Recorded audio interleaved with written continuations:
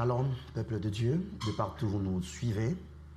Nous sommes là pour partager un enseignement important pour notre édification et pour notre bénédiction.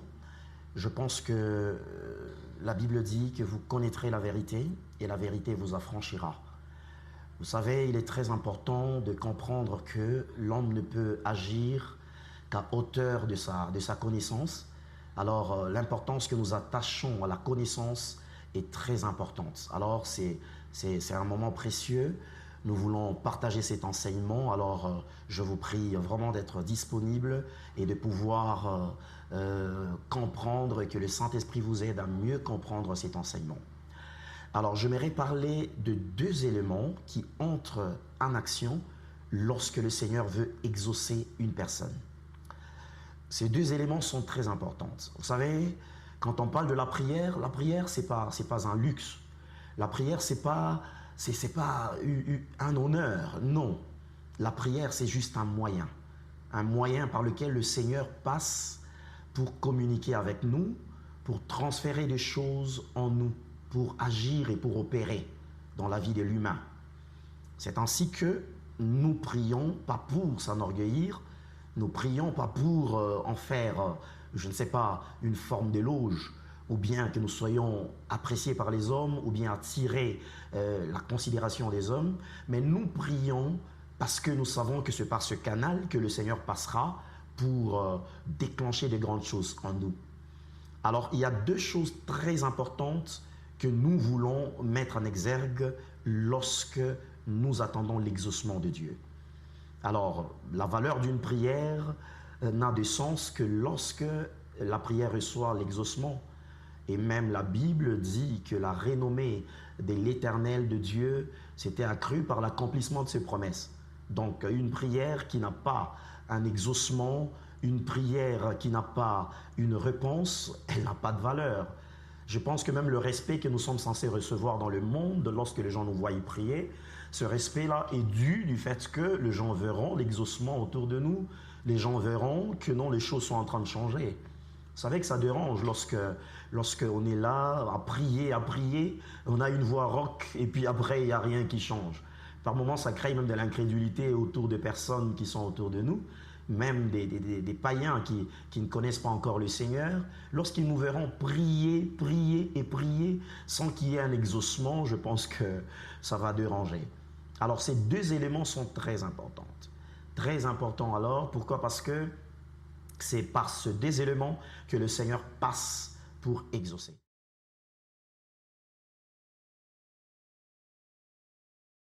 Alors nous allons lire la parole du Seigneur. Nous sommes dans Jérémie, un verset que tout le monde connaît.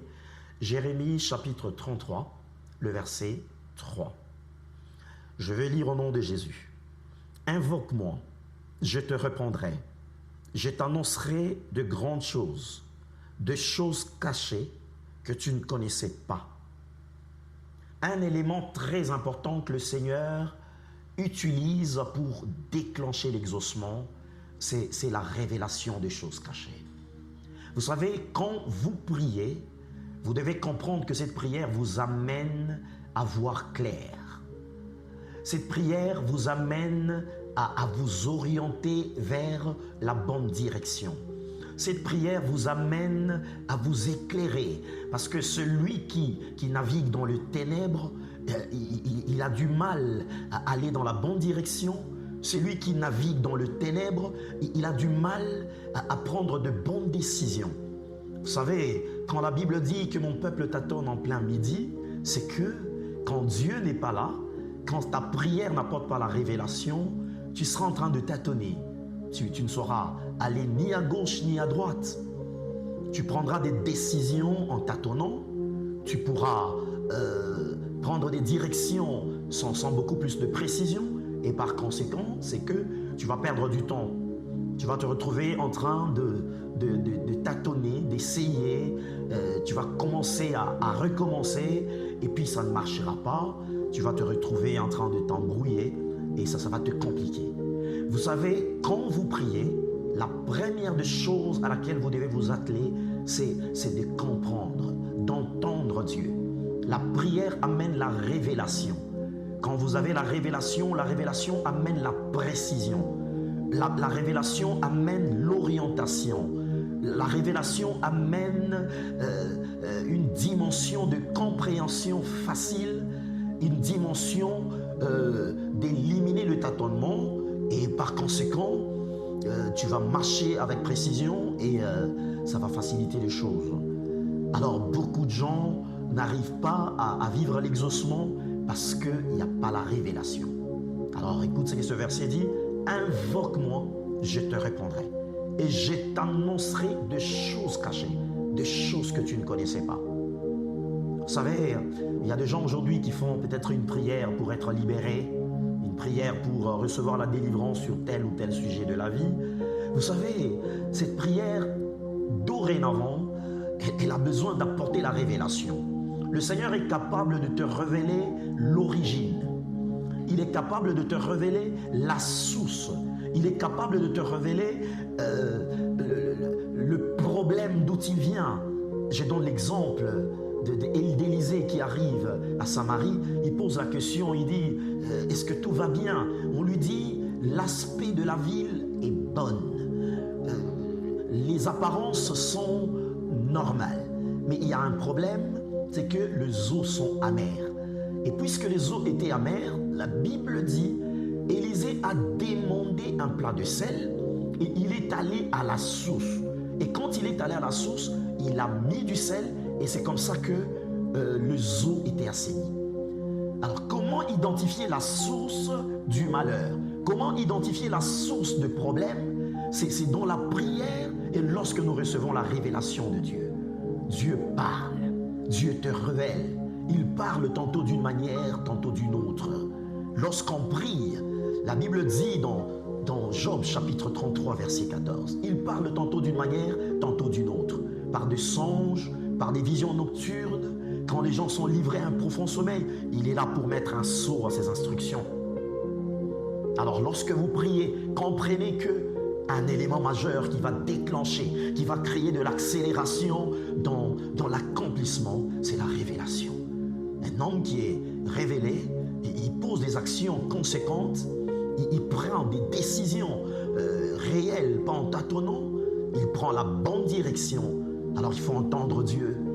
Dieu parle par des songes, comme nous venons de le dire.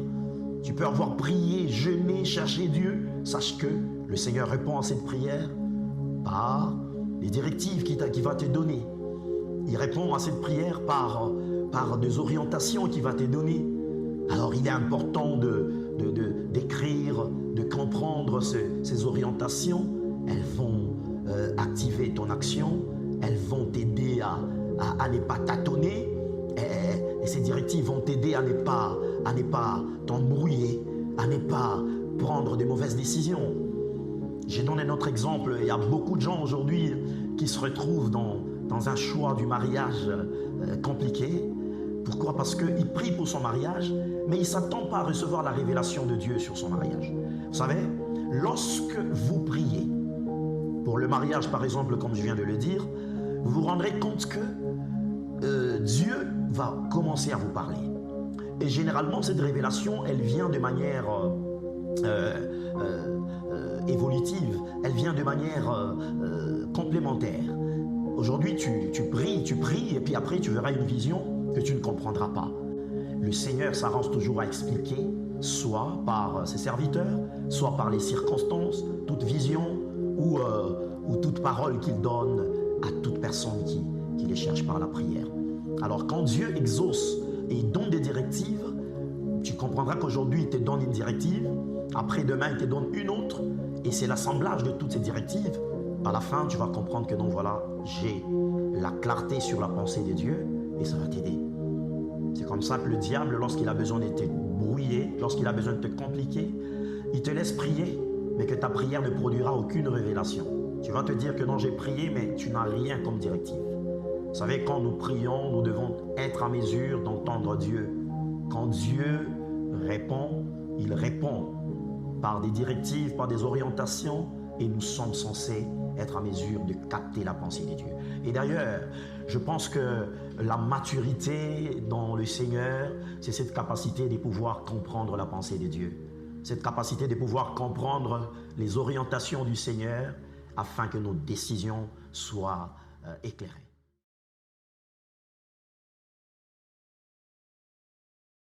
La deuxième des choses, nous la retrouvons dans Actes des Apôtres, chapitre 1, verset 8. La Bible dit, mais vous recevrez une puissance, le Saint-Esprit survenant sur vous, et vous serez mes témoins à Jérusalem, dans toute la Judée, dans la Samarie et jusqu'aux extrémités de la terre. Quand nous prions, à part la révélation, Dieu nous donne la puissance. Pourquoi? Parce que l'exaucement ne peut pas être possible sans mettre en action la puissance de Dieu. Pourquoi? Parce que quand quelqu'un cherche une visitation de Dieu, une réponse de Dieu, c'est que préalablement, la force qui avait bloqué cet exaucement, ou ce bonheur, ou ce miracle, est une force satanique. Cette force est une puissance des ténèbres au service du mal qui t'avait rendu captif, qui avait bloqué soit ton mariage, soit tes études, soit ton travail, soit tout ce que tu attends de Dieu. C'est bien beau, tu as fait la prière. Premièrement, Dieu a répondu par la révélation. Il te donne des directives claires, nettes et précises. Mais deuxièmement, le Seigneur passe toujours par la puissance. Vous savez, la puissance arrivera à imposer la solution. Pourquoi? Parce que ceux qui t'ont bloqué, ceux qui t'ont rendu malheureux, ils ont exercé une force. Tu étais incapable de sortir de leur lien. Tu étais incapable de sortir de prison. Tu étais incapable de vivre le bonheur, bien que tu en as toujours eu la pensée. Personne n'a jamais eu une pensée négative sur sa propre vie ou sa propre existence. Vous vous rendrez compte que tout le monde veut le bonheur, tout le monde veut la joie, la paix. Mais malheureusement, on se surprend en train de vivre le contraire. Pourquoi? Parce qu'il y a une force négative. Alors Dieu répond lorsqu'il met et déploie sa puissance. Je donne un exemple biblique. Quand Dieu a envoyé Moïse pour libérer le peuple d'Israël, il l'a envoyé, oui, mais en face de Moïse, il y avait une puissance négative. Il y avait la force de Pharaon. Il y avait la force de ces magiciens. Et cette force, il a fallu une force contraire. Il a fallu une puissance supérieure pour pouvoir mettre en débandade la force qui bloquait l'exaucement et qui te faisait vivre le malheur. C'est comme ça que lorsque nous prions, la deuxième des choses, à part la révélation, c'est la puissance que le Seigneur déverse sur nous. Le Seigneur te rend puissant. Le Seigneur te rend capable. Cette puissance, elle vient lorsque on demeure le plus longtemps possible dans la présence de Dieu. Vous savez, Dieu a deux natures intrinsèques, deux natures incontournables, c'est la puissance et la sainteté. Alors j'aimerais parler de sa nature de puissance. Ça veut dire le Seigneur te rendra fort, il te rendra puissant, tu deviendras indomptable, tu deviendras puissant face à tes ennemis. Alors vous savez, qu'est-ce qui se passe généralement lorsque l'on n'arrive pas à avoir la puissance à la hauteur? C'est que lorsque la puissance que tu reçois est inférieure à tes ennemis, le problème c'est qu'ils vont t'écraser. Mais lorsque ta puissance est égale, la lutte va continuer.